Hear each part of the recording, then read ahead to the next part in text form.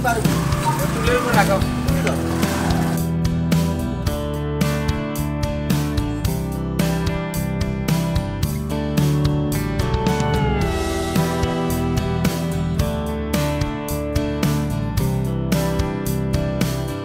করি উপকার করো উপকৃত হবে। আমরা প্রতিবারের ন্যায় আমরা এই প্রথম রমজানে আমরা ত্রাণ সামগ্রী দিয়ে থাকি। এবার আমরা ত্রাণ সামগ্রীর পাশাপাশি আমরা গত বছরের ন্যায় আমরা গত বছর 100 মানুষকে গরুর গোশত বিতরণ করছি। এবারও তার ধারাবাহিকতায় আমরা এটা 1 তারিখে দেওয়ার কথা ছিল, আমরা এটা 27 রমজানে নিয়ে আসছি, যেন সামনে যে খুশির ঈদের দিন আমরা যেন সবাই যেন সর্বস্তরের মানুষ যেন এটা ভাগাভাগি করে নিতে পারি। বিশেষ করে যারা গরিব অসহায় তারা গরুর গোশত কেনার মতো ওইরকম এবিলিটি থাকে না, সামর্থ্য থাকে না, যার কারণে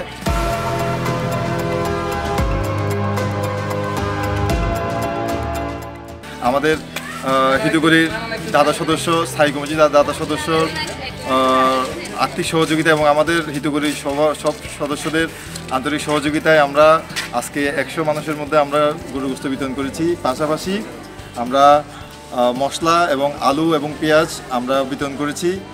তো ইনশাল্লাহ আমরা আগামীবারও প্রত্যেকবার আমরা এই ধারাবাহিকতা বজায় রাখবো। আপনাদের সহযোগিতা এবং দোয়া আমাদের জন্য কাম্য।